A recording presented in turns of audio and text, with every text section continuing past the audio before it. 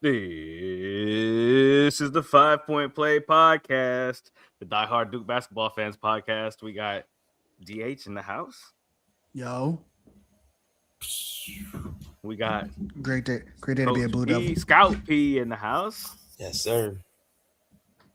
Might have Eddie joining us in a little bit. You got me, AC, Jack, and TK out today. TK will be back in October. We always say that's the running joke. So We'll holla at him, man. he'll make We'll a see him in random Discord. appearance, right?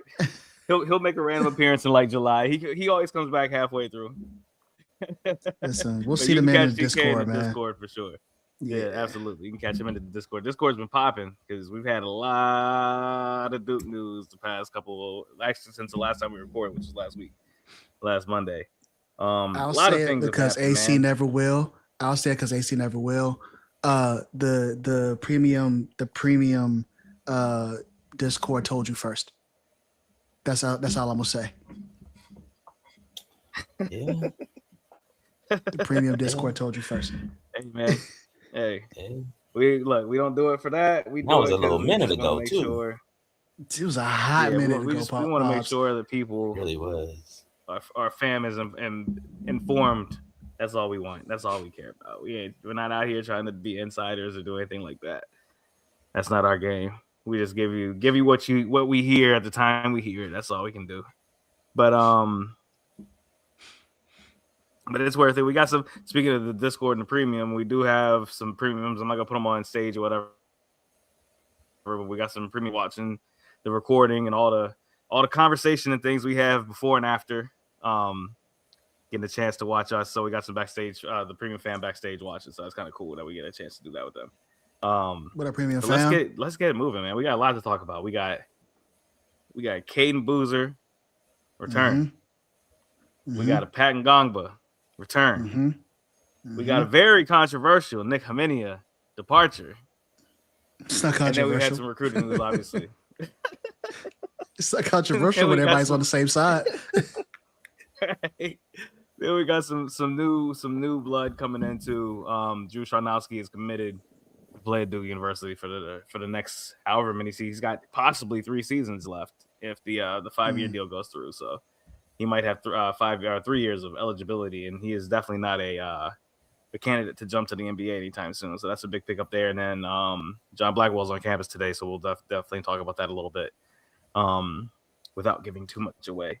But let's start from the top, man. I want to start with the returnees. I want to start with the guys who came back. I want to start with the first one to say that he was returning, DH, and that's Cayden "I'm back" Boozer. Word.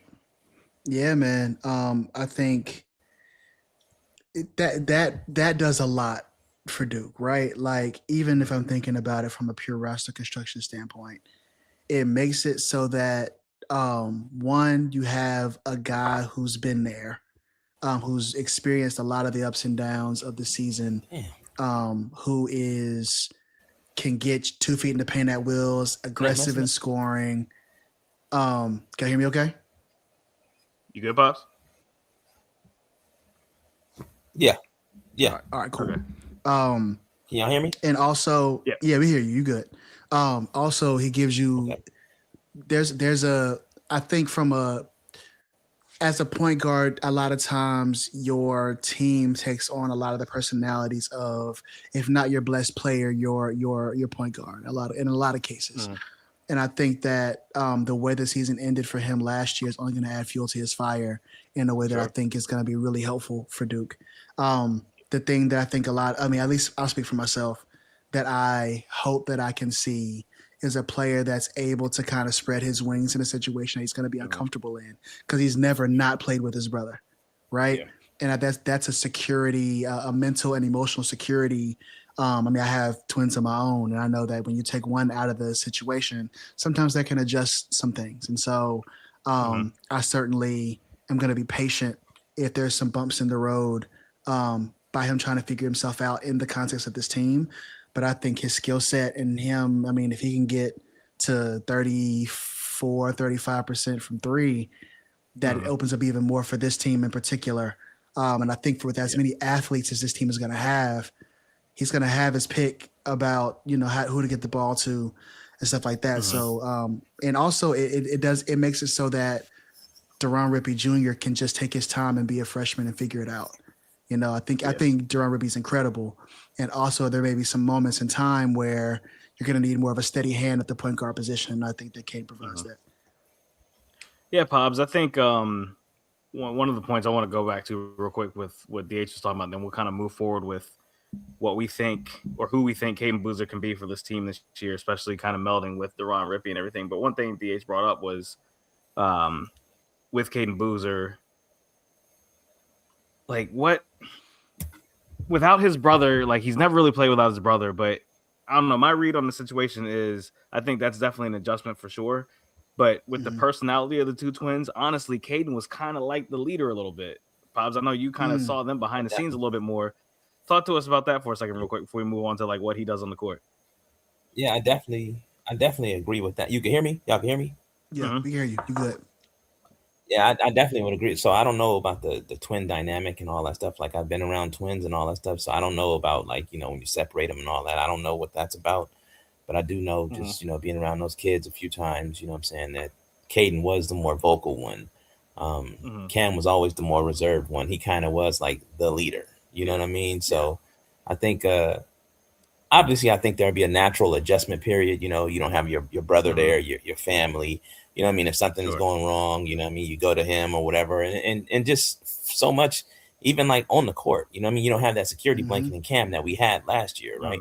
So he's going to have to find that in another player, which I think actually, bodes well for Duke, being able to, really target somebody and pick somebody out to be the man on the team. And, Cayden, he doesn't hesitate to pass the ball. So I think it's going to work out well for us all, man. So, but it's like my man DH said, if we can get him up to 35 to 38% shooting from the 3-point line, it's going to be really good because I love what he does as far as putting pressure on the rim. He's a bigger guard, you know what I mean? And he finishes that percentage finishing at the rim is crazy. You know what I'm saying? I think he's in the high 50s like or 60s or something crazy like that. You know what I'm saying? Yeah, he's like 60% at the rim. Yeah, and so, you know what I mean? Like he's really, really poised kid, really patient kid. I mean, he knows how to play the position, man. He plays the position to a T. There's nothing that's going to be like, I think the natural, wow. You know what I'm saying? But you're going to see very, very solid play, and you're going to see a great assist to turnover ratio as well. Yeah. I think the natural comparison for him is going to end up being Trey Jones. And DH brought up, and you Pobbs brought up the 30 to 35, 36% from three. If based on how he shot, where would y'all say Trey Jones was his sophomore season when he improved, when he was like the leader of the squad, a possible All-American candidate? What was he shooting? How many? Sophomore year? What percent from three? Yeah, what percent from three? His sophomore year? Yeah. I'm not sure. 33, I don't know. 34, something like that, probably. Maybe 36. much. 36? Yep. Trey went from 26. He went from 26% his freshman season to 36% his sophomore season. So and asking for what Cayden it's worth, to get up to. Go ahead.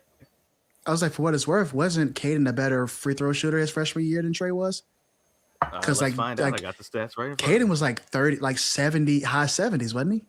Something like I think that. He was in the 80s, so Cayden, low 80s.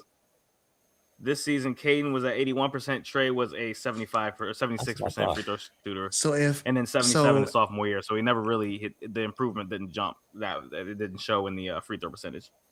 So I mean, if you're thinking about that, I mean, most shot doctors will tell you, most people that watch the game will tell you, one of the best indications as to a person's upside in jump shooting is how well they can shoot free throws, which is what makes Caleb so interesting. But that's a separate conversation.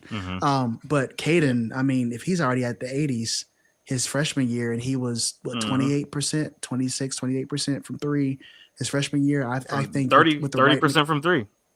I mean, and that was later in the season, right? Like, I mean, that was after. Yeah, that it took some time. I'll pull up the stats for when Caleb went out, but his stats jumped when Caleb went out, and it was his show. You really kind of saw the potential. Yeah, and so if that continues, right, and we can see, I mean, he'll have the keys for sure, and I think he's earned that too, at least at the point guard position. I'd love to see that level out and him to get some consistent mechanics going and for him to get confident in that jump shot, because if he gets that, GG's. Like, Right. good luck Right. to everyone else because he has the rest of it. Yeah, and that time, so those 8 games where Caleb was injured or out, 12 points a game, up from his average. He was 7 points a game all season. The 12 points a game probably actually boosted his average a little bit there, in an 8-game sample. 3.5 boards and then 3.5 assists on top of 33% from the three, which in season prior to that he was about 27% from three. So even like you said, the 3-point percentage jumped to in that time frame. Like he shot, 30% overall. I don't see a problem with him bringing that average up, man. And let's talk about the player that he is, kind of how he melds with our present backcourt. Caleb Foster is not in the transfer portal. So we'll talk about Cayden's impact this year with Caleb and Deron Rippey, at least for now, and Bryson Howard. And point of clarification, today was the last day to enter the portal, right? Officially. So even if you haven't announced it to the public, okay, cool. Yeah, tonight, 11:59 tonight, you got to have your stuff in the portal. But now I'm just talking about Cayden Boozer fitting with the new backcourt of Deron Rippey, and for now, Caleb Foster. We'll leave it there for now, and we can even include Bryson Howard there too. Yeah, no, I mean, he's such a selfless kid, though, man. You know what I mean? That I don't really worry about Cayden fitting in. You know what I mean? Anywhere, and that's the one thing I like about Duke in general. You know what I'm saying? Is that the kids that we get, man, we don't see the kids with the crazy ego that just want it to be about them, and you don't really see that at Duke. You know what I'm saying? And that's what I think we've been blessed with lately. You know what I'm saying? As opposed to some of these other colleges, you got kids that just want the ball, they just want to shoot, they don't want to play no defense, whatever the case may be. Yeah. So, as far as meshing, I think with him having the ball in his hands, they're gonna have to mesh and you know what I mean, and catch up to what he's doing. Yeah. You know what I'm saying? Well, obviously, him and Caleb Foster are very familiar with each other, so they're fine in that aspect. Bryson and Deron, they're gonna have to, the good thing is, man, they're not expected to come in right away and then just start right away and just kill. You know what I'm saying? If they do, you know what I'm saying? Hey, more power to them. Yeah. But learning from, you're gonna be learning from a senior and a sophomore. You know what I'm saying? I think that's huge for Deron Rippey Jr. and for Bryson Howard. Blackwell in there. Blackwell's a what? He'll be a senior next year, or is he a junior? He'll be a senior, yeah. And I was purposely leaving him out for now, but yeah. Yeah. I ain't even gonna throw him in the mix. We got to talk about him, but just having those guys on the team, man. And like I said, you know what I mean? Like, and the thing is too, man, it's like Cayden and Caleb are already very, very selfless guys. You know what I'm saying? They put it all on the line for the team, right? So mix that in with freshmen that's coming in to learn, bro, you can't beat that, man. Like, we haven't had that in years, man. We really haven't had that in years. You know what I mean? It's kind of just been a revolving door where it's in, out, pause. You know what I'm saying? So it's like, you know what I mean? You never really got the I think Jon has done a very good job as far as continuity. Because the style and the way he recruits and everything, the continuity has always been there. But I mean, like, on court continuity and like chemistry, I don't think it's gonna take long at all next year. I think it's gonna be, you know what I mean, first couple practices, you're gonna see it's gonna click. You know what I'm saying? So I think it's a good thing. In DH, they're gonna want to do a few things. They're gonna want to run. They're gonna want to get into ISO situations. Jon's still gonna be 68 possessions a game. That never changes. It's always 68 possessions a game with Jon Scheyer. Everyone's like, he's gonna play faster this year. He's not gonna play faster this year. That's not what he's gonna do. It's gonna be 68 possessions a game. And this team's gonna be great in the half court. Like, we haven't seen a Duke team like this under Jon Scheyer that has a backcourt like this yet. We just haven't. Like, his first season, we're starting Jacob Grandison in the backcourt at times. Like, the season after that, you know what I mean? Like, that's facts. Like, the season after that obviously got better with Khan or with, I guess, before that it was just Jeremy Roach's squad essentially. Flipping them. No, you're right. Yeah. I mean, Jared McCain. That was the Jared McCain season where Jared went nuts. Right. He was stupid. But yeah, man, we haven't had a team that has like ball movers like this. Guys who can handle the rock, guys who can pass the way they can pass. I think Cayden can step into the 2 this year at times to allow Deron Rippey to kind of play that point guard position and let him learn the 2, because that's going to be an area that he's going to have to get better with. But just talk about the versatility he offers this backcourt. Yeah, man. Like Duke hasn't had this selection of different kinds of guards that can do so many different complementary things in different combinations, right? Because if you put Duran Rippey in a lineup with Cayden Boozer, that allows Duran to get his reps on the basketball, and it allows him to be an off-ball cutter and a second side attacker, and a like, you think about some of those like empty side pick and rolls that they'll have access to with Duran and whomever's out on the floor.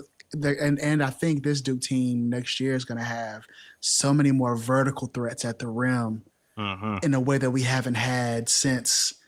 Yeah, I mean, Common was one person, like Common, right. Cooper maybe, but even then you've got like, assuming that everyone that's on the roster today stays on the roster, you've got Duran, you've got Bryson, you've got Dame, you've got Scharnowski, you've got Pat, who's sneaky athletic, Cam Will, like you've got guys that can get that can leap, and that's what I'm saying. Thought about it like that, bro. And I saw in that situation, like I think it would be a disservice not to lean. I mean, as much as John was so focused on attacking the rim last year, I think this team's going to do that at even more of a more dynamic level, because we're going to have more vertical options. I mean, Isaiah became part of that like last year, right? But I think we're going to have guys that are going to slash and put people on posters in a way we haven't seen before. And I think before you go, AC, I think that'll also translate to the defensive end, because I think what might be a little different if it turns out this way, right? I know that John has always wanted to play faster, but his teams don't always pan out that way. I think I think this could be a team where John applies more pressure, where John allows guys to shoot passing lanes and deny wings more often, so that they can try to get out and use that vertical athleticism and transition a little bit more. I'm not saying it's going to be 75 possessions, but what I am saying is I think that there's going to be a marked difference this year versus last as far as how often they opportunistically run, because of the athletes that they have on both ends of the floor. Yeah, no, that's a good point, man. And I think it's like you said, opportunistic is the big word. I think, John will still pull the reins where he needs to pull the reins, but for sure you have a dynamic option in the backcourt now in the half court. Like our half court has always been good with like John's plays and stuff, but when you talk about breaking people down one-on-one, getting those types of shots and things, we haven't really had it with unless you're talking about Jared McCain or Cooper Flagg. Like those are kind of like the two dudes we've had who've been able to do it. Now you got possibly three of them in the backcourt who can do it. That's gonna be a big change with this team. I think another big change with this team, we're gonna get to it in a second, is I asked the question who our alpha scorer is gonna be. Is it gonna be Patton Gonga? Like, because if you know what I mean, like we haven't had a big lead the team in scoring like that since Flip, and I don't count Cooper in that. I guess you can talk about Cam. Actually, you know what? Our fourth spot has kind of been our leading scorer all the time, but I can see Pat being that guy this year, man, and getting those opportunities. But I just wanted to go back real quick to what you were talking about with this team in the half court, being able to take people off the dribble. I think it's gonna be very important, and one of the partners of taking the people off the dribbles to be able to have someone to kick to shoot. And last year, as good and as talented as our guys were last season, shooting was like an unreliability almost in a way with this team. And I think that's something that John is going to absolutely shore up on. And he's got guys to do it. Duran Rippey, I think, is going to be a north of 33% 3-point shooter this season. I think Bryson Howard is going to be a 35% 3-point shooter this season. Dame, if Dame can get a consistent shot, he'll be a part of that equation. And then, some of our other possible newcomers and things. But I think you'll see a better 3-point shooting team this year. And then we're better off the bounce too. Like, oh my God.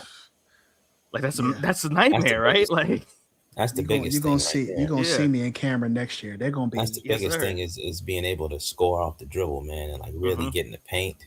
Get paint touches, get to the midi, and just get by your defender, man. Because I mean, everything else is gonna work itself out. It's cool to be a shooter and all that other shit, but can you get to the rim? Yeah, and you saw John hates the midi. By the way, you saw him value the midi more with Slim.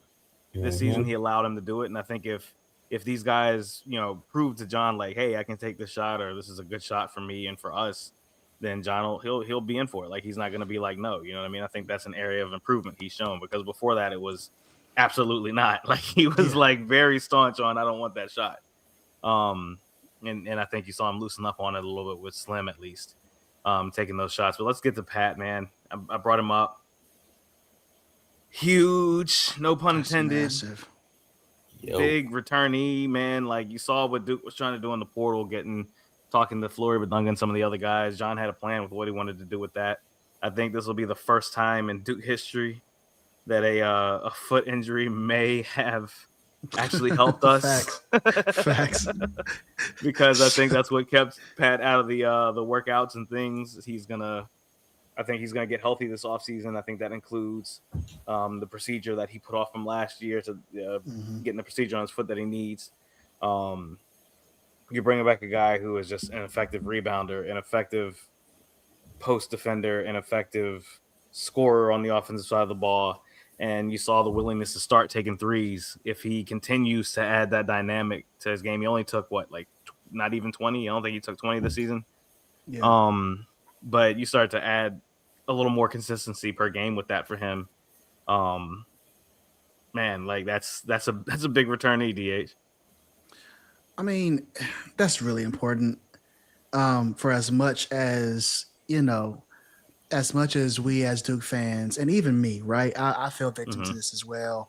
Especially early in the portal, where you saw the Jops be there, you saw the Surreals and the Cheryls and the Badungas and all those guys who were highly touted. Especially, I was operating under the assumption that Pat was going to leave, because I mean, not that I put a whole lot of stock in internet mock drafts, because I don't, and we've talked about on this podcast how I don't necessarily believe a lot of them. But I thought that going into, I'd say, the last month and a half of the season, I would have assumed that Pat would be gone. But to your point, that foot injury, or whether it be a re-aggravation or a new foot injury, really limited, I'm sure, his professional prospects, just because they hadn't seen him. And to be honest, we as Duke fans haven't seen a fully healthy Pat before. People haven't seen it since like 2019. We haven't seen it, and like, because you have to remember, he was out his entire senior year until the very, very end. Part of his junior year and then a senior year.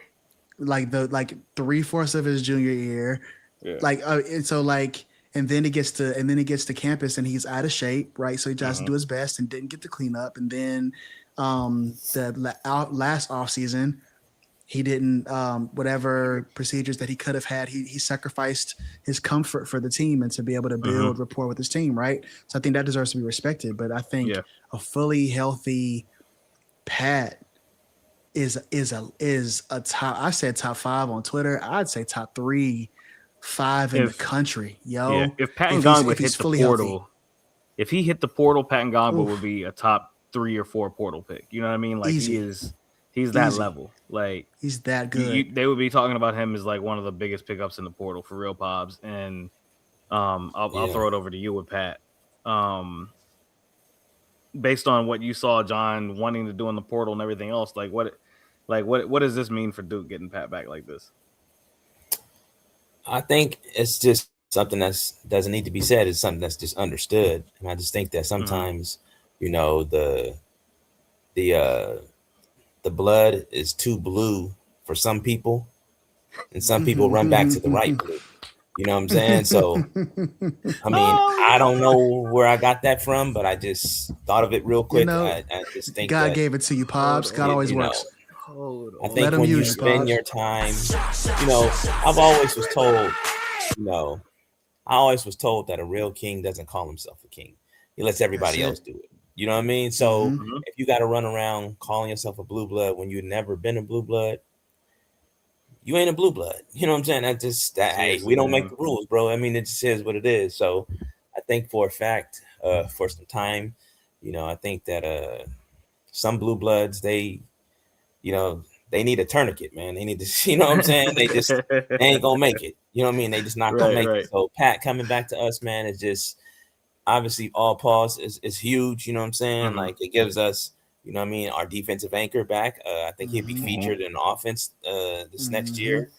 I would be cautious with shooting so many threes. I don't really want to see him shoot a shitload of threes. I don't want to see that. I'm not in love with that, even though he can shoot it and make it. I would like to see him, you know, up his free throw percentage, get back. He took 31. He took 31 threes this year, right? So like, I think that number's fine, right? Like that's it's fine. It's fine, and I don't think he took a little less than a 3 a game. You know what I mean? Like it wasn't like no egregious. It was no egregious threes. Like it was no. We didn't see heat check Pat. We didn't see heat just check the ability Pat. to just the ability to step out because you know he's going to be in that high post passing because he's a great passer. Sure.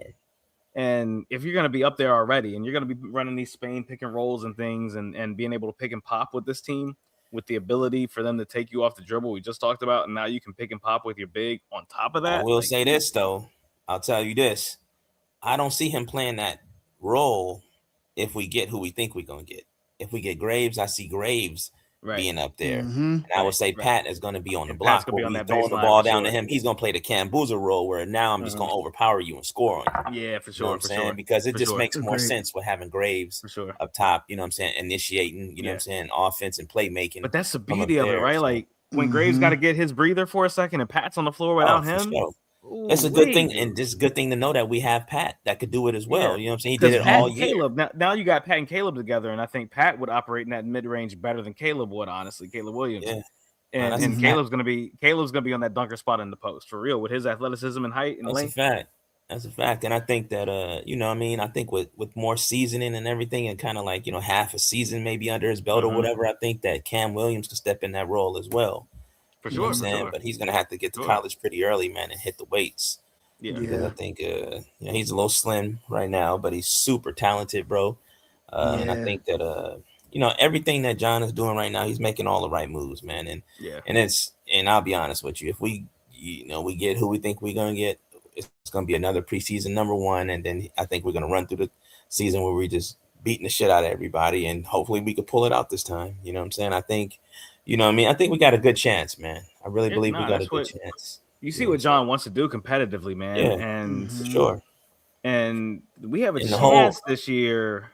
We have a chance this year for the first time in probably since 2012, 2013, where like the true majority of our production from the starting lineup is not going to come from our freshmen. Like, that was that season with Mason Plumlee, Seth Curry, and them, and that was kind of the last time you saw Duke not rely on the back of a freshman for the most part. And I think that's indicative of where Jon wants to move, the direction he's always wanted to be in. Like this is something he's mentioned from the start. Like he said he didn't want to have. He said he was like, I don't want to bring in 6 and 7 new guys every season. That's what we ended up have done, right? Like he said he wanted to cut his recruiting classes down to like, you know, 4 people, and it's 6 every year. Like, but this year, truly, like 4 guys in the recruiting class, a bunch of veteran players, possibly no freshmen in the starting lineup potentially, right? Like, that's a distinct possibility with this team that we might not have a freshman in the starting lineup. So yes, that's insane. I think that now I don't think it's out. Who knows whether it'll end that way? You know what I'm saying? Like you know, the beauty about Jon is that Jon is not the kind of Eddie. What up, boy? What's good, bro?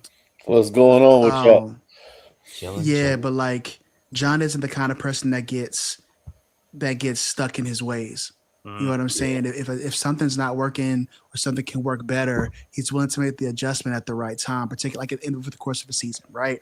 He realized earlier in the season around January that switching 1 through 4, 1 through 5 wasn't going to work for this team as a primary defense. He switched it. He changed his tactics. He realized that this team wasn't going to be at its best trying to get 73, 74 possessions a game. So he adjusted it. Right. So I think that says a lot about Jon as a coach. And I think it says a lot about how his teams develop. And ultimately, he wants to maximize the potential of the team as a group. And I think that says a lot. And I think this team is going to be another one of those teams that the team that we're going to see in November, I think it's going to be that much better by February, March, hopefully April, because all these pieces will be able to develop. And I think also Jon is on demon time right now, man. Like, you know what I'm saying? Like Jon, like you can, like I almost like we haven't heard a lot from him, but like you just get the sense by the way that he was attacking the portal, the way that he was so focused on retention, the types of mentalities that these guys have. You can tell that he's like, I'm sick of it now. Like it's a similar intensity as after the Kyle Filipowski year when he kind of cleaned house. Whereas this, like, I think that he has a similar level of intensity, just a different tactic. That time it was kick everybody out. Now it's let's get everybody back with the same mentality, and then everybody else will fall in line, right? And I mean, Scharnowski is another example of like he's a killer. Like he's gonna dunk on you and let you know about it, and let the whole stadium know about it, and let your coach know about it too. He's one of those guys, and so that energy and that competitiveness, I think, we'll see a fiery Jon in more ways than one. I think it starts with the way he's attacking this roster, and I think it's gonna work out really well for him. Well, let me get Eddie in here. Yeah, I'm gonna get you in here right now, Eddie, with this. I wanted to say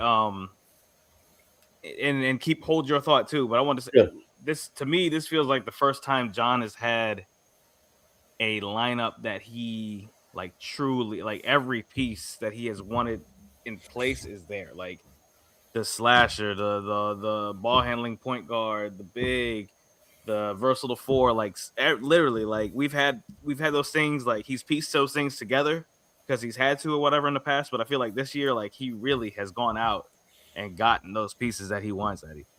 Yeah.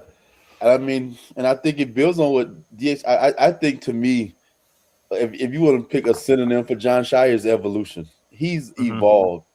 I saw somewhere today that said, Duke's learning that maybe it's not the one and done. And I don't think it's that. I think, we all knew it was no Cooper Flag or Cayden Boozer in this class.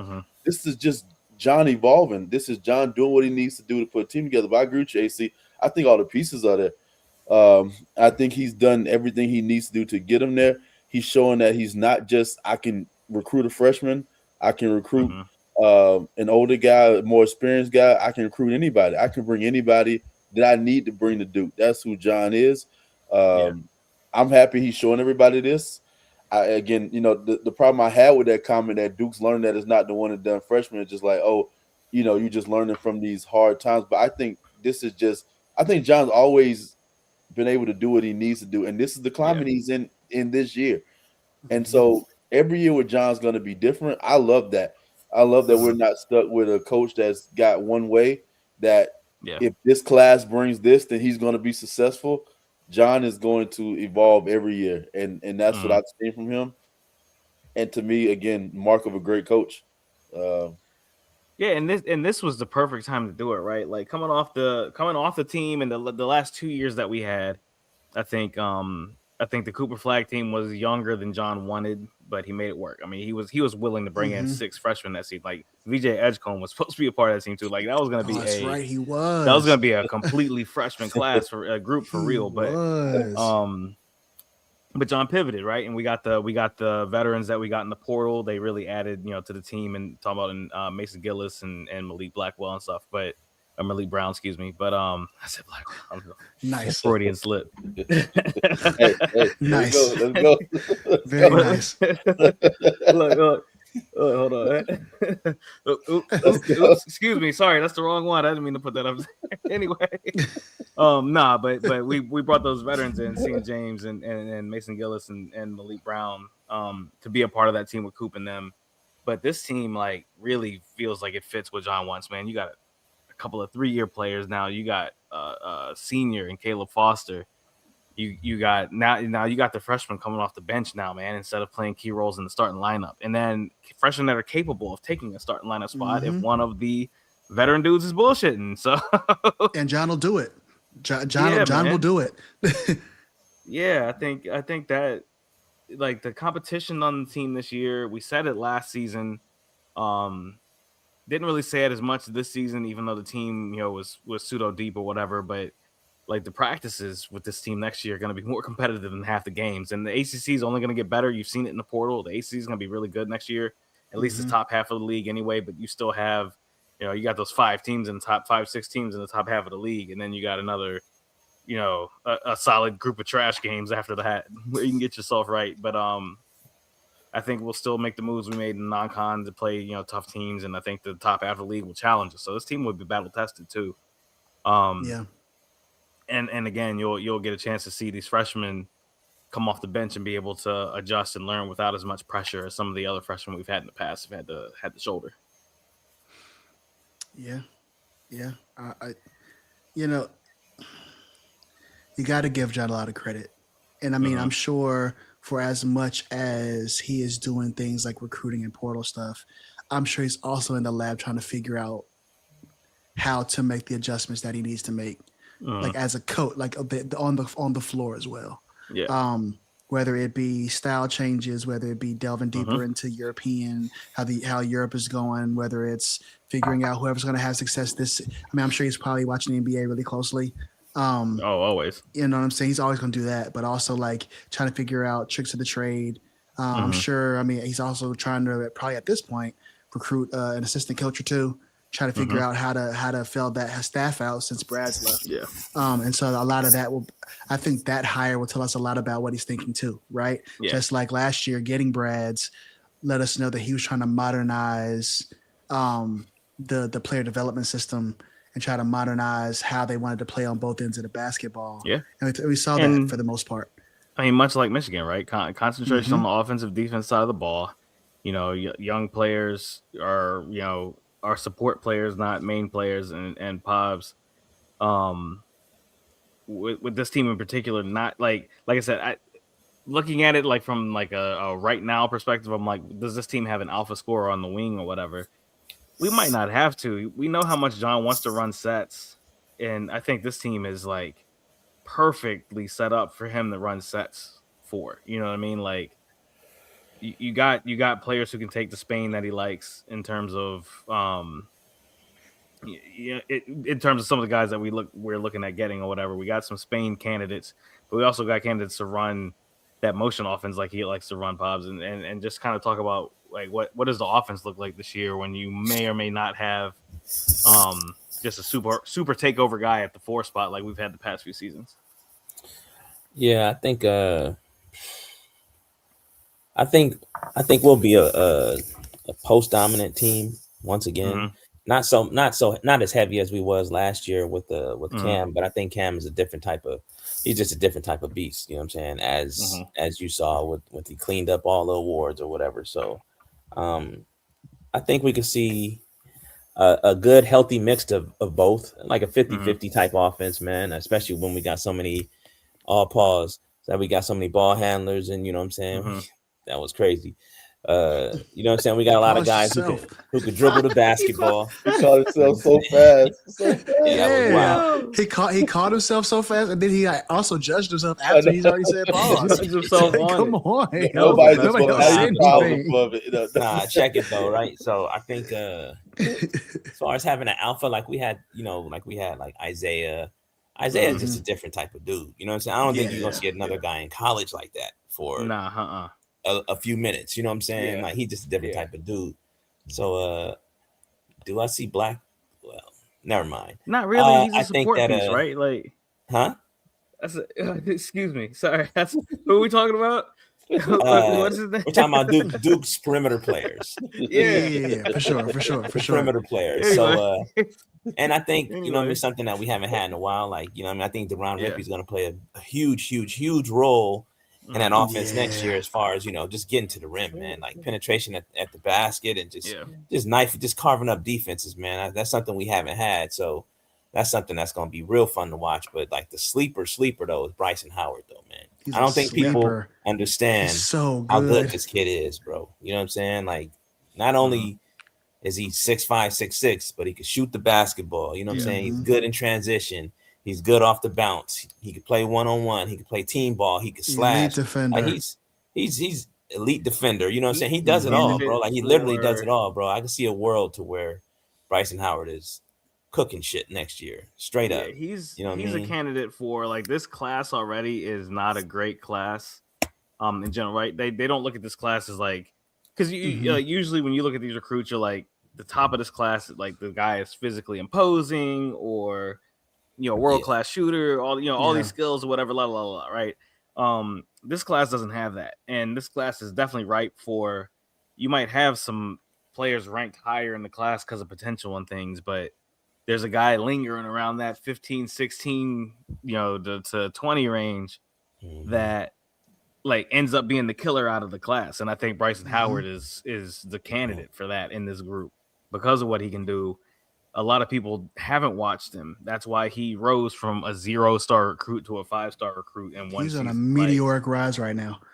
Yeah, and he would have already been a 5-star. People had seen him. That's the thing, right? Like that's the difference. And I think he would have also probably been a top 10 type of college recruit if people saw him, Eddie. And just the fact I don't care that he's under the radar now because he's on the roster. He's going to be there in June with the rest of the team and everything. So it's not even about him being under the radar at this point. It's like, what is he going to give the squad, Eddie? And Bryson Howard is a huge piece. Man, that kid, like he has it all in his bag. I was watching some videos of him just recently today because we were talking in the group chat, and I was just watching some of his videos, and I mean, kid's got the bounce. I mean, he's going off the dribble. I mean, what does he not have? And I'm really excited, and not just with him, but the entire team to see what happens. And I know ACU and Pops could probably speak this better than anybody, but when you got a team that's maybe too deep at it, deep at every position, and you're pushing each other in practice every day, it's legit going for a starting position. What happens to players in that situation? How much do they grow? How much do you pick up from somebody else? How much do you evolve from from the fall till we start playing basketball? I mean, the summer till we start playing basketball. I'm really curious to see with all the players, the younger players in general too, learning from the older players. Learning how to be a college athlete, learning how to eat right, learning the regiment that goes along with being a college basketball player. I'm really curious to see what that's going to do to our freshmen that may be sitting on the bench, coming off the bench this season, but also what it's going to do to our older players. I'm really curious to see what's going to happen just to everybody and how they're going to grow over this season. When I think we've said it before, but I think this is ideally iron sharpening iron. We could have potential with this team coming forward. Go ahead, Pops. Yeah. So I would say, you know what I mean? So your question or whatever, Eddie, I think, or just your statement, I think it's a good situation for our freshmen because our freshmen are not like other freshmen. You know what I'm saying? Our freshmen are not like fringe top 5 guys or, you know what I mean? Or like fringe one and done guys. Like our freshmen are actually going to play like they're elite. They're going to take their time in practice. You know what I'm saying? They're going to learn. We don't have like a guy like, no disrespect to a kid like Jasper Johnson who comes in highly touted, but clearly for the people who can see, they know he's not physically ready. You know what I mean? Yeah. These kids are coming in, you know what I mean, ready, physically ready, you know what I'm saying? They have elite tools. They're going to get thrown into the fire, but they're also going to learn every day in practice. They're going to have a senior, a junior, you know what I'm saying, playing in front of them, that they're going to have to battle for minutes. That's going to sit down with them, teach them. You know what I mean? You got a coach like Jon Scheyer, a young kid, a young guy that's going to sit them down, teach them. You got the staff. You got everybody around. You have Coach K still at your disposal who's going to come in and talk to these young guys and say, it's different over here at Duke. We understand your ranking and all that other stuff, but guess what? You still have to earn. You know what I'm saying? You're not coming here to not play, but you are coming here to earn to play. You know what I'm saying? Like you've already got the scholarship. That part is taken care of, right? So now do your part. Hold up your end of the bargain. Come here, be that motherfucker, be that dog, and you'll play. You know what I'm saying? That's just the bottom line. Because over here it's just bluer than other places. But that's a whole different story. You know what I'm saying? I'm not even going to talk about that anymore. I'm just saying. I think, you know what, though? I think that's a great segue, Pop. Actually, one more thing before we move on to I think I see a lot on social media a lot of folks that either who are either connected with the folks that are supposed to have the connections, or those that claim to have connections a lot, talk a lot about how who comes to Duke not to play, or who comes to Duke that is expecting some sort of who wouldn't come to Duke, or if they weren't starting, right? And I think that is a misconception, particularly about Duke, that's a different than most other places, is that Jon is very no frills, no bullshit, right? He's not, I mean, one thing we all know, you know, for those that have been, you know, in Duke's orbit for a while, and those of us that have known Jon as long as we've seen Jon from a distance, Jon doesn't sell dreams. Jon didn't tell Cam Williams or Deron Rippey, listen, you come to us, you're going to automatically start, you're going to be our starting point guard. He tell and what he does, which I think also speaks a lot to the character and the competitive edge and all those things that I think he wants from his teams more than anything, is we're going to give you the opportunity like anybody else to earn it. I always say this a lot, like you eat what you kill at this program, meaning that if you play better in practice and you're busting somebody's ass, or you are, you know, in games and you're taking advantage of it, I'm going to give you your opportunities to play. If you play better than the next man, Zion James, when he was being recruited by Duke, he said, if I'm better than the guy in front of me, will you put me in instead, right? Because Jon was selling him the 6-man role, and he's like, if I'm better than that guy, will you put me in? And Jon was like, absolutely, 100%. Absolutely. He saw what happened. It took that's exactly 5 games, and he was in the starting lineup. You know what I mean? 100%. And I think that's a misconception. I think that is I don't think you can apply the same rules at most programs to Duke, because that's not how Jon recruits, and that's why Jon doesn't get those top transfer portal guys, because all those guys aren't trying to compete for their spot. Right. And I think he learned that lesson from the Kyle Filipowski year. He said, listen, yo, I want guys that are willing to do what's necessary to earn everything that they get. And if you earn it, I'm going to make sure that you get taken care of. Yeah. And that's always been Jon's style. And so I want all of us Duke fans not to necessarily always worry that just because a guy gets brought in who has great talent or a great skill set or a role that you can identify, that it automatically means that another person's going to hit the transfer portal because they were guaranteed a spot that they weren't guaranteed. That's not how Jon operates. I don't think that's how this program works. And so I think you have to understand Duke is just different. That's a fact. That's a supreme fact. And the thing too, and it goes back to what I'm saying, is like, it's the kids you recruit, bro. You know what I'm saying? You recruiting the families. You got a great family. Like, he was a kid like Deron Rippey, right? From Brooklyn, example. New York. He's not supposed to be here, bro. Yeah. You know what I'm saying? He done fought and competed his whole life, coming from Fort Greene Projects, bro, from Brooklyn. If anybody know what that mean, they know that he's not supposed to be here. You know what I'm saying? So it's like, what are we talking about here? Like, y'all don't understand like how big that is for that kid. You know what I'm saying? So he's not coming here thinking like, oh, I need this, I need that. No, he gonna come take it. You know what I'm saying? He gonna come over here and eat. You know what I'm saying? He gonna eat what's in front of him, bro. That's the bottom line. You know what I'm saying? And that's what New York do, bro. That's what New York breeds. You know what I'm saying? So having him on a roster, bro, that's just a different type of a damn dog, bro. I'm like, yo, we ain't had a New York player point guard in a minute. So I'm like, ever. I don't think. And these families love it. Well, closest thing was New Jersey to Kyrie Irving. That's Kyrie, but Kyrie was Jay Williams and Jay Williams and Kyrie with Jersey, and Bobby Hurley too. All three Jersey. Always those. Look, our point guards always come from that little Mid Atlantic region, right? Like, telling you, the best point guards come from that Mid Atlantic region, man. They know where to get them from. You know what I'm saying? We can get them from there, bro. Like it's a wrap, man. But no, that's real though, right? Like that's. I think I swear to God, Rippey is the only like Duke recruit that we've gotten from the city before, man.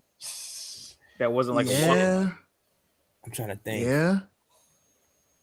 I don't think we've had anybody. Like K tried to get Chris Mullins or whatever, but he couldn't get him. Right. We tried to go after city dudes before, man. We just couldn't get those cats, man. I mean that's a perception thing. City, you know what I'm saying? I think there's probably reasons for that. Like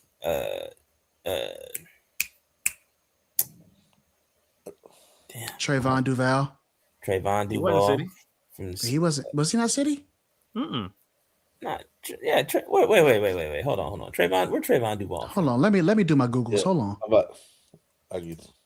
I mean, he played in Florida in hhi school, but he was on the East Coast. He was from. Ain't he from like Baltimore or something? Am I tripping? He was born in Queens. Nah, he went to. He was born in Queens, but he lived in Delaware. Yeah. Okay, that's the city, bro. Oh, That's yeah. That's what I'm enough. saying. He was the last guy. Unfortunately, he got close enough. apparently.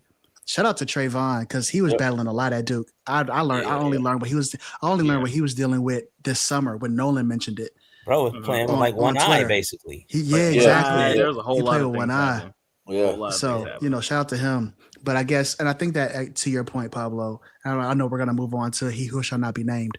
But I think this is a perfect segue because talking about families, right? Talking about families and the kind of support systems that these guys have, where these families are willing to say, "Listen, we want you to be ready for whatever's next." That's going to require you to go earn it, wherever it is. Because in the league, you're not going to automatically get guaranteed playing time. Ace Bailey is in the NBA playoffs right now. He's coming off the bench in the 6th, 7th man role, and he was great. You know what I'm saying? Yeah. No, not Ace Bailey. It was Ace Bailey. Is Ace? No. The kid. You talking about Dylan Harper? Dylan Harper. Yeah. In the 6th, 7th man role, right? Yeah. Like and so the first time you experience that after being told, most of your high school career that you the shit, right? Like should not be when you get to the league and everything and you're an adult now and you having all this money. Mentally that can get taxing. So you go to a relatively insulated space like Duke that has facilities to take care of it, mentally, you know what I'm saying? Physically, like facilities wise to kind of get you ready to be a professional. And I mean, AC said this a lot, is like Duke is like the Harvard Law School for basketball players. If you want to learn that career, you go to the best place for that career. Yeah. And Duke is that, regardless of who the basketball city of the world is or basketball capital of the world is, no matter how much they scream that's all well and good. But, I think that these guys, whether it be, you saw Isaiah and his people had that. You saw you saw Caleb has that, and his family has that. Where it's like, listen, you're gonna have to be through adversity, but we're gonna support you being coached. We're gonna support you through these difficult times, and you're gonna be okay on the other end of it. DH, I want to say DH. You said it. I just got a heart on it for a second. To be able to sit in the living room and listen to what could be lie after promise after lie after promise that big up your talent, that doesn't have your best interest in mind, and then to choose the school that's actually trying to do the things that's going to get you to the next level, which may be humble you, and to choose that school, you're cut from a different cloth. 100%. Your family probably cut from a different cloth too. So I mean, sure. And the cloth might be bluer than the other blue. Or it may seem like you talk about lies and things, Eddie. It's like you go into the portal because you're like, you came for the challenge of being a Duke or whatever, but then you go to the portal to you have to get back home because it's hard over here on the East Coast, and your parents want you back on the West Coast. So it's pretty cool when you get a chance to go to one of the westernmost states in the United States, Connecticut. Absolutely. Geography. I think if I know my geography right, Connecticut, that's over there, right? Just below Oregon. Right? Like in between Northern California and Oregon, right? Isn't that where Connecticut sits? It's an island in the Pacific Ocean, bro. It's a little past Hawaii. That's where it's super west. Like bro, wow! Like, were they in the handshake line at the end of the game, like after the buzzer beater? And was he like, work. Was he like, I'm coming, like, coach, help? Like, what happened? That's nasty work. That's nasty work. So I'm not going to harp. I'll let you go. Right, I'll let you go, Pops. I'm not gonna harp on the kid's decision. It's his life, his decision, whatever. Cool. Like 100%. that was wow. And then to have the video that you put out, like past grimy, man. That's where you want to go with the video that you put out after that was a little weird. That was a little weird to me. You know what? I'm not even gonna blame him. No, I don't know if he even knew that video was gonna say that. Maybe he didn't, right? Because sometimes those kids don't know. I would say that he didn't know that they was gonna say that. I think they might have just put it out. And it just is what it is. But where'd AC go? He might be back. Yeah, he probably back. So yeah. That's the part that, like, you know what I'm saying, as a competitor, you know what I'm saying, Exactly. as a Duke fan, it annoyed me. But I get it though. I get him transferring and doing his thing. I'm not mad at him transferring, bro. I'm not mad at Nick. Do I think The transfer itself? Yeah, I mean, it is what it is. I'm not mad Yeah. at that. You know what I'm saying? It's fair game. It's no loyalty in sports. I get it. You know what I'm saying? But I just think that when you put that out there like that, it's kind of crazy. Even though he didn't know, I'm gonna say he didn't know. But I just think that losing him is a big thing. I do think it's a big thing for what he did for Duke. You know what I'm saying? His role. You know what I'm saying? I think you always need a guy like that. You know what I'm saying? Are we good? Oh, nah, it was. Okay. Yeah, it's all good. Yeah. It's all Okay. good. Yeah. No, Yeah, we good. I think you always need a guy like Nick, man. I think you always need a guy like Nick, and I think he could have had a role in his team next year and all that. But I think he needs to err on the side of caution because I think that sometimes it's like a blood transfusion, right? All bloods don't mix. You know what I'm saying? You all bloods don't mix, bro. You can't be type A and then go type B. It's not gonna work for you. You know what I'm saying? And if anybody knows that, I mean, it is what it is. And I'm not saying that it won't work for him. I wish him the best. It might. But I mean, it like in theory, right? You would think that it does because of what Hurley does on offense and all this stuff. But I think that they are selling it a little way too much, like the Caravan role. There's a big difference between Caravan and Nick Himania. Exactly. And I'm not saying because Caravan is that much better or whatever, but Caravan can actually shoot. But he is though. No, he is though. Like consistently. You're talking about a dude who's been in 3 national championship games. Yeah. Like is a much better shooter than what Nick Himania is. And Nick can get there. Like we wanted that for him here. Like the same things that I would say for Nick here, I would say for him at UConn. Get your conditioning right. Get your jump shot right. Learn a different role. Like he's gonna get to go to UConn and probably play that facilitator role that he wanted to play here at Duke. He wasn't gonna get a chance to do that again this year.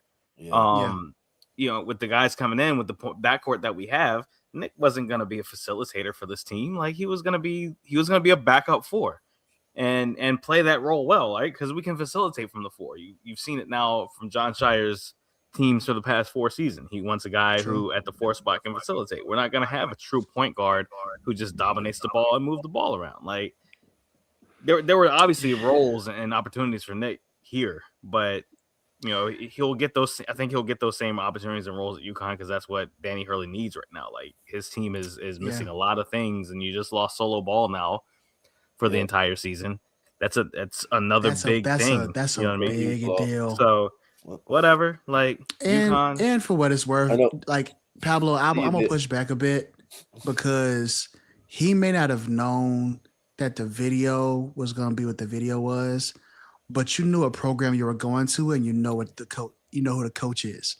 Yeah, those Duke teams. Like I'm sure by nature of how Duke governs its own social media posts and like the types of clips that they put at the beginning, the audio from different podcasts and stuff like that, like they know what's being said out there. So they're very well aware about the small shots that Hurley's been sending for years now, right? Yeah. And so a person who leads a program that does that pretty consistently, of course they do something like that. But that's the side you chose. You know what I'm saying? Like everybody gets judged by who they're standing with, period. Exactly. Yeah. No shit. Nah, real rap though. I agree with that. But we gotta understand who we dealing with too, bro. We dealing with kids that probably he's probably built up on something different. He probably over there sitting there in the hotel room like this. Yeah, and you're dealing with the biggest kid of all, Danny Hurley. Danny Hurley has been wanting Duke's attention since he played at Seton Hall, and he's finally getting it, and he doesn't know how to fucking act. So fuck that dude. Moving on. We still don't really know who you are. We really got right. Most irrelevant back-to-back champions of all time. Like, why are you coming to us when you have won more championships? You have beat us in this Elite Eight game at the buzzer the way you did. Like, it trumps the one that Leitner did in 90 or whatever. Cool. Like, you have that now. Awesome. Why are you talking to us? Like, go be you. Go be great. If you're great, go be great. Like, you don't hear us talking about it. Whatever. Which is why we're going to move on to our newest addition, Mr. Drew Scharnowski from Belmont. Dog. He's a dog. Evan Brad's new home. A dog. I Eddie, think we got a. I think we got. I'm gonna go grab my wings real quick. I'll be right back, fellas. Dog. I think dog explains that kid. Man, my man's attacking the basket. His pick and roll game is ridiculous. I don't know if y'all see the way he moves. Pick and roll is crazy. Rim protector. He's a good passer too, man. Besides somebody saying he can't shoot the three, what is he missing in his game? I mean, so Eddie, he was 6'8" in high school, so he was a wing in high school. Yeah. And so a lot of the skill that you're seeing, putting the ball on the floor, passing, getting to the rim, that athleticism is from his time where he was up until the senior year, he was 6'8". He grew to 6'9", and then I think his body took to like the gym pretty well. So he's like, 6'9", 230, yeah, really strong. And so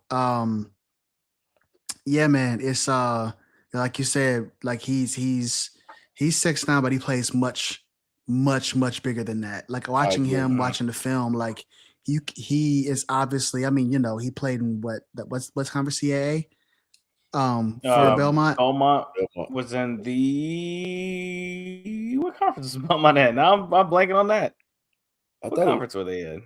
MVC, right?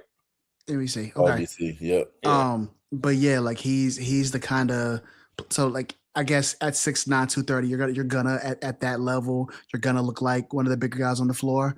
In the ACC, they're gonna be playing against a lot of footers. That much has been shown quite a bit in the transfer portal. But as a backup guy, he has incredible instincts. He can finish with either hand. He can block shots with either hand. I mean, he has great feet in the sense of like he's not heavy footed. He runs the floor really well. He can switch. He's active in the passing lanes. I mean, dude is. I mean, yes, I would have preferred somebody that was 6'10" plus. I haven't been ashamed to say that. I would have loved to see another 6'10" or taller guy to back up Pat. But if you're gonna get a guy who's not 6'10" or 6'11", that's the kind of guy you go get. Yeah, it's the kind of guy you get, and he can pass the basketball. And also, some people make too much of this, but he's got a 7'3" wingspan. So, I mean, that when I was watching him, because I knew he was 6'9", and I agree with you, he did like the biggest person on the floor. But it was come time he blocked shots. Like, man, he looks like he's taller than what they said. But yeah, damn arms are so long. Yeah, his arms are so long. Yeah.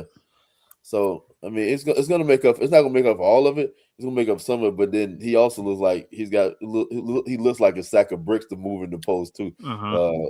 So it's a strong 230. Yeah. It's a very strong 230.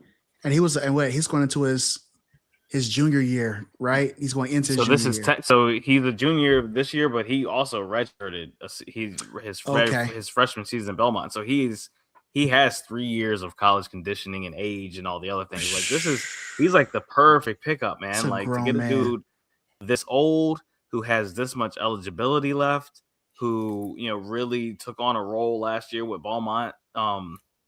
That was obviously very important for that team. Belmont was one of the teams that people were like, they should be in the tournament instead of some of these P5 schools or whatever, even though they didn't win their conference tournament or whatever this year in a single bid type of league. And he was a huge part of that. You see some of his point totals last year, man. 16 points, 18, 19 and 19, 18 again. Like double figures for most of the season. 11, right? Yeah, the dude was balling, like man. Yeah, 12 a game, man. He's I'll go back to his main averages. Like he's a very big pickup. Obviously hasn't played in a huge conference yet, but has played against top conference type of players and teams. 10, 6, and 3. 10 points a game. Ill. Yeah. But his 22 minutes a game too. And a block and almost a block and a half too. Yeah. So I think we're getting is a really good player. If you terrible free throw shooter, by the way. No, we're not even can't shoot worth a shit. Yeah, you don't need him to shoot the ball. Just dunk that bitch. Yeah. But I think if you turn on the tape, right?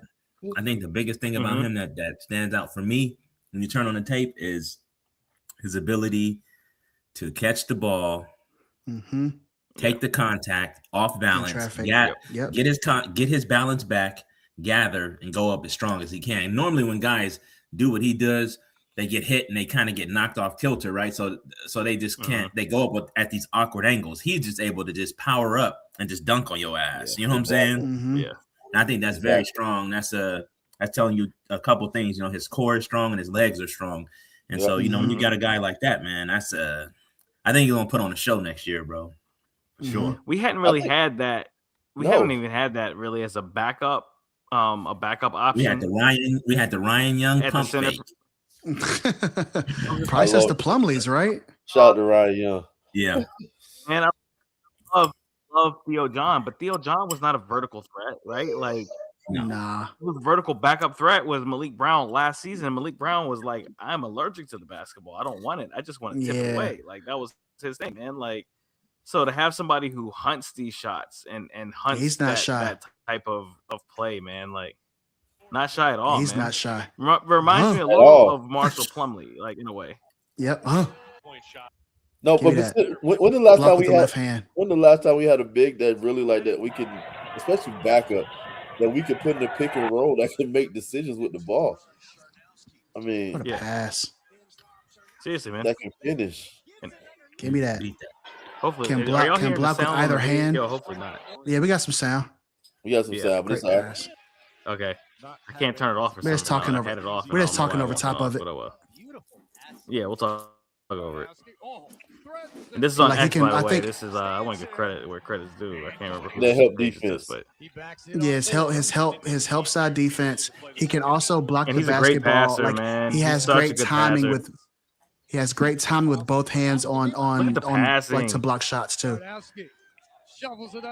This fits so well. Look at the passing. Like these are the things like Malik Brown did this last year in our offense.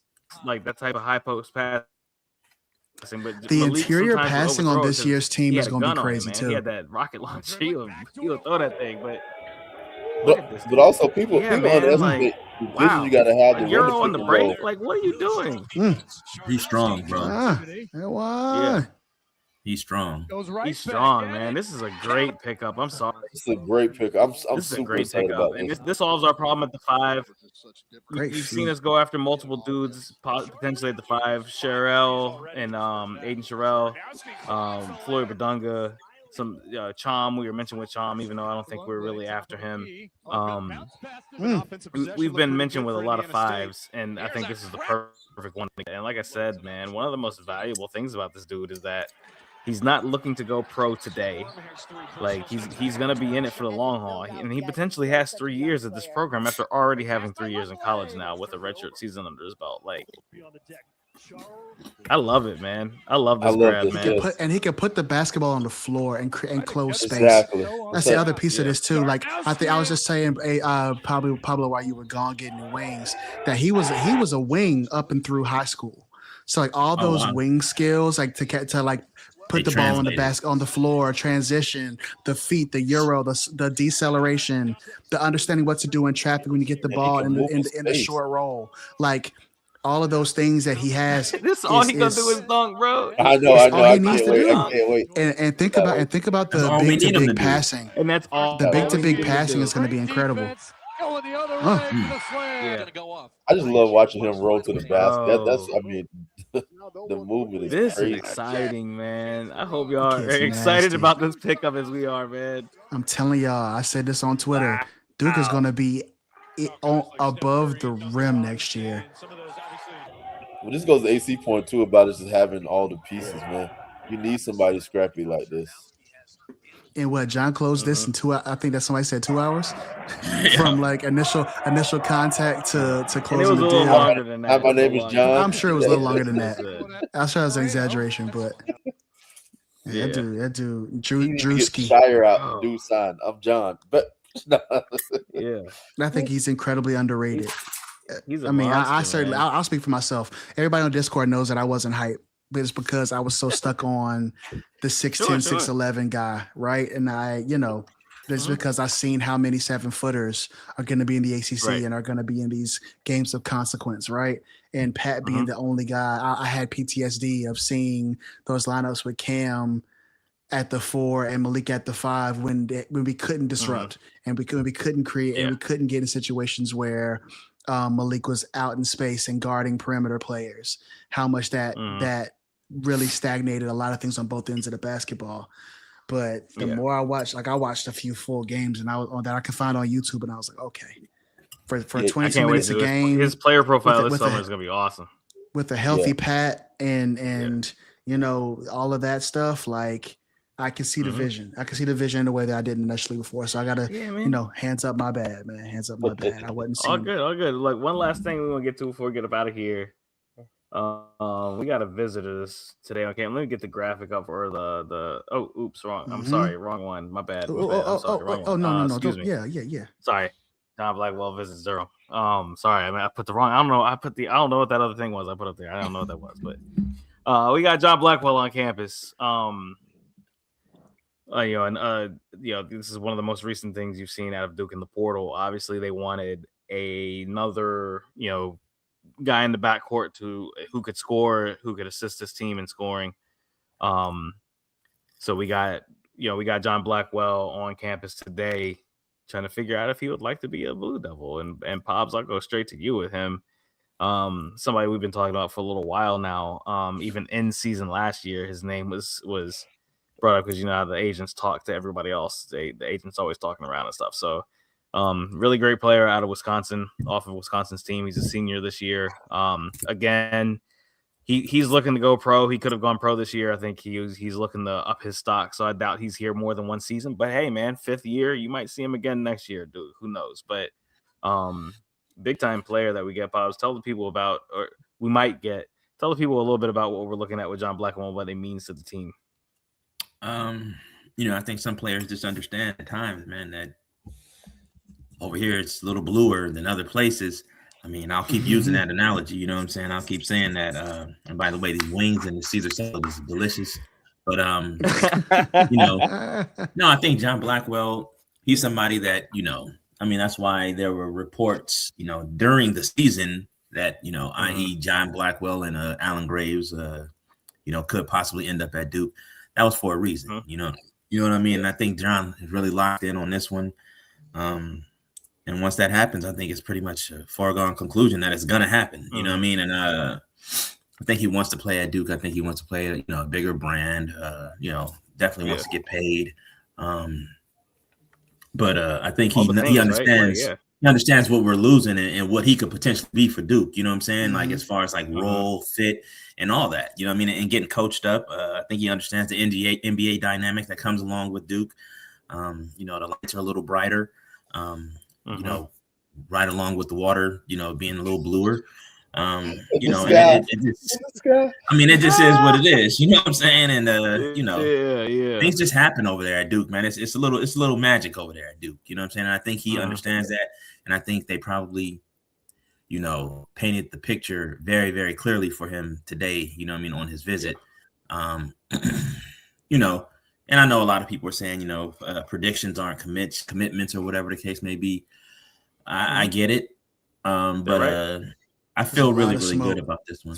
There's a lot of smoke. Yeah, I definitely feel really, really good about this one. Same. We'll see what happens, but we know that some things happen. If he, he could go on another visit, like he's supposed to go to Louisville tomorrow. Some things could happen on that visit, and things could change. And I think that Matthew said, "John, the human condom, it's a wrap." That is Yo, that's funny as hell. That's a crazy. Join the premium Patreon, man, to get the private chat. Yeah, that is insane. That was crazy. That's absolutely that's hilarious. Crazy, insane. I think that was amazing. I think he just fits, man. I think it's like I said. I think it's a reason why John targeted him from the beginning. I think he understood the fit, and I think he understood which way he was trying to go. Also understanding that, our flamethrower was probably going to go into the NBA draft, Isaiah Evans. I'm about to say Isaiah Thomas, Isaiah Evans. And, he understands the fit. And I think Blackwell probably, his dad played basketball too. I'm pretty sure they did their homework, you know what I'm saying? And everybody knows what Duke is. But as far as like fit, role, and all that stuff, I'm pretty sure all that was pitched to him today. So, they understand all that. You know what I mean? So going into this visit, it was just a matter of the, if it maybe just being a formality and just letting you know, hey, this is what Duke is really about, and this is what we need, this is what we want, this is what we desire. What you trying to do? So. And look at, the 3-point attempts. Always north of 5 to 6 3-point attempts a game. Yeah, he's gonna do that. Multiple 30-point scoring games, multiple 6-3 games, multiple 6-3 games. Who Zay was probably the one person you would say on this past team who you would say they could get me a game with more than 6 threes a game, and I don't know that Zay had a game with more than 6 threes a game. I'm gonna look that up real quick. I don't know that he did. He didn't. Did he? Not this year, at least. Yeah. Auburn, he did. He hit 6 on Auburn last year. He definitely did. He had 6 against Auburn, right? But this season when he, and I'm not blaming Isaiah for anything. Please don't get it twisted. That's not what I'm doing here. I am just looking at what is being replaced because we assume that Isaiah Evans is going to hit the draft, and we just assume. But Isaiah Evans also takes way more tougher shots than he does. Blackwell does. Blackwell got a lot of opportunistic shots, and in Wisconsin's offense. Wisconsin's offense was really made around the perimeter. They played almost a 5 out at times. Yeah. And he got a lot of opportunities, but he's going to get a lot of those opportunities at Duke, especially with the bigs who can stretch the floor the way we have. And Zay had 6 against Florida State, but after that it was 4 or 5 or whatever here and there. But he had 7 against Florida State as well in the ACC tournament. So, but again, like I said, you replace that level of shooting with another similar level of shooting in John Blackwell. Yeah, and with John Blackwell too, you see a player who can get it off the bounce as well. And I think that's also going to help him as far as, his NBA draft profile and everything, with the bigs and everything that we have and the offense we have around him. He's going to be playing with higher level guys. So he's going to be asked to do different things and showcase different parts of his games that he doesn't normally show, at a place like Wisconsin. So it's going to be good for everybody. And bro, defensively, we haven't even talked about him defensively, man. The kid is a defensive monster. He was one of the reasons why they beat Michigan when they did, man. It was just his ability to shoot, but also his defensive prowess on the perimeter. He was kind of the one who sort of gave Duke the blueprint for what to do to beat Michigan in terms of kind of bringing the game. He also had to 35 on Michigan too, though, didn't he? Yeah. He was the leading scorer for Wisconsin that game. But on the defensive side of the ball, which is what I want to concentrate on, he showed you bring the game to LA Cadeau, that's tough for Michigan to deal with when you do that. So we replace Zay and we bring in an exceptional defender on the wing to add to what we already have in Dame Sarr, to add to what we have with Bryson Howard. Defensively on the perimeter, man. And honestly, potentially Allen Graves. Honestly, though, I don't think he'll be a better defender than Slim was, but he's going to be very serviceable, and I think he can definitely fill that role, and he could do some things, possibly better than Slim. But I think ultimately, overall, I think Slim is just a better defender. Due to his length, height, and all that other stuff. So. Yeah, I think that's true. I think that's right. The size profile obviously is a little different, but but Blackwell is a really Slim played in exceptional defense this year. I think I'm not saying it's going to be better. I think you just replace losing that potentially with gaining that. And just it's like a one for one replacement, and then you still keep Dame Sarr on your team. You still have Cayden and Caleb playing defense. And I think too the thing about it too is that you don't have to be individually. You don't have to be like a special defender in Duke's defensive scheme. As far as how they play defense and overall as a team, you could be middle of the pack and you can look very, very good just due to everything else that we do on the defensive end. So, right. Go ahead, I'm curious about that. This question to everybody else is: it seems like we're not going to have the traditional positional size that we had the past couple of seasons. Just being, bigger than everybody else at every position. How do we think that's going to affect the team this season? We'll still it'll be the same. Pause. I mean, like we'll still be when bigger though. Yeah. In general, right? Like, I mean, well, you got. Go ahead, DH. No, go ahead. You're the host. I was gonna say you got Maxime Meyer at 7'3". You got Patton Gonga at 7 foot. You got Scharnowski as a 6'9" player who, whatever side, like height wise, he might not look taller. Standing Cam beside Williams. this guy, maybe does, maybe doesn't. But Cam Williams is 7 feet. Cam Williams, excuse me, I said Caleb Williams, I think earlier. Cam Williams is 7 foot. Our guards all Dame again, is 6'8", once again, 6'9". Yeah, Dame 6'8". Our guards once again go over 6'3", every single one of them. Except for Deron Rippey, who's 6'1", but right? Deron Rippey has an incredible wingspan. He's so fast, like he plays bigger than what his 6'1" stature says. So, it might not be traditional, like you said. It might not look the same with everybody just being taller than everybody at the But jump, it really don't have to be though. I think especially when the way we play will be equally as effective. There you go. Especially when, on this side where it's a lot bluer than other places. I don't really think we have to, it doesn't have to be that. You know what I mean? So we all have to rely on gimmicks. Yeah. Yeah. Anyway, I enjoy this.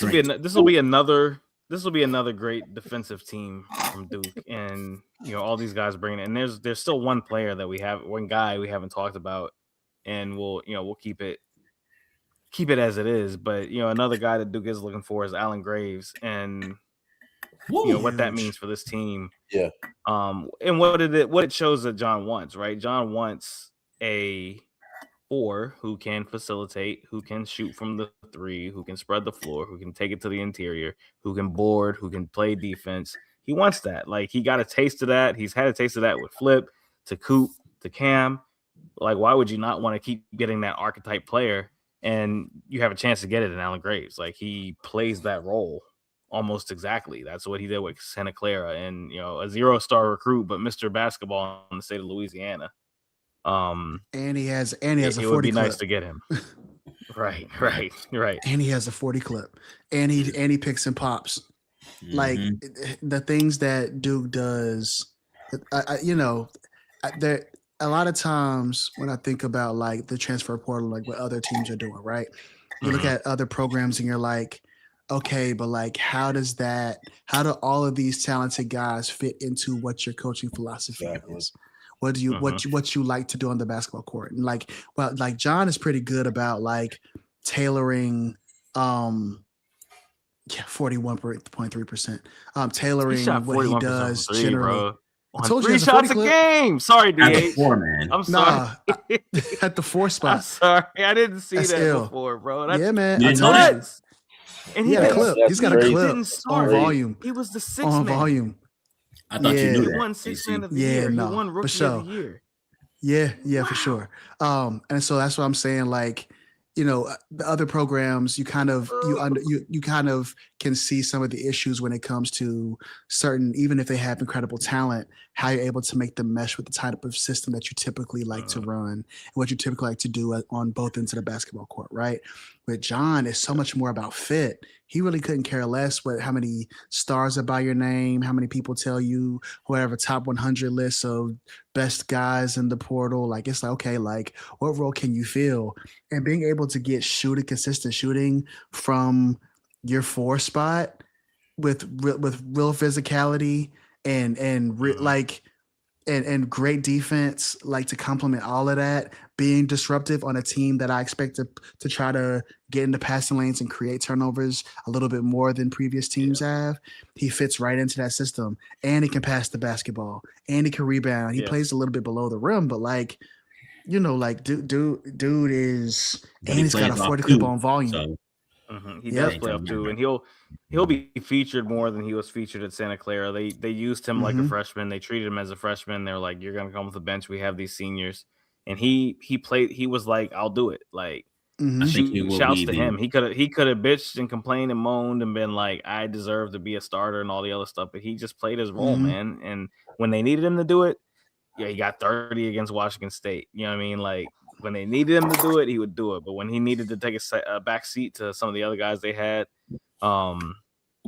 he's the consummate team type of guy, and I think that fits what John wants. Like, he wants guys who are willing to do for the team. I think he will be the focal point of the offense if he comes along, if he's on the roster. I think so too. And what I'm saying, I don't think that he'll be like the focal point primary as in scorer. like what Cayden Boozer did, like as far as 22 and 13 or whatever he averaged. Right. I think he will be the one on top, facilitating, setting the screens, rolling, diamond. The offense will run through him. Absolutely, 100%. 100%. And more 4-5 pick and roll. Pick and rolls, I love 4-5 pick and rolls, the Spains. I think you'll see a lot of alley-oops. You're talking about a dude who shot 41% from 3. 41% Pat's got to as be a freshman. really happy, man. Pat to be able to operate down low, man. He's got to be really happy. Man. And I watched him in that Kentucky game in the NCAA tournament, man, and I was just so impressed with what he was doing on the floor. And Kentucky got him in some early foul trouble, and it obviously showed it's what kept them in the game, because if he was still in the game for them, it would have been a wrap, because when you saw the impact he had on that team when he came back in the game was just incredible. Like, even though he was the sixth man, like everything they did was through him, man. So it's not like he can't shoulder that responsibility. Yeah. Yeah. So let's hope that Graves, comes to Durham, and he says yes to Scheyer and the team. And again, like for those that say, I would caution against people automatically assuming that Cam Williams is somehow going to decommit if we get Graves. I would strongly advise that you not automatically assume that. I'll say it that way. Let it play out, man. That's all people do, man, is talk. Go back to John. John only he can only get top recruits to come in. He can't do anything else. He can't coach anybody. Just at the DH, that man could spot a fit. He could bring them all in. He make them work together. What my man John can't do. Let's go, Duke, man. Let's go. Get him, Eddie.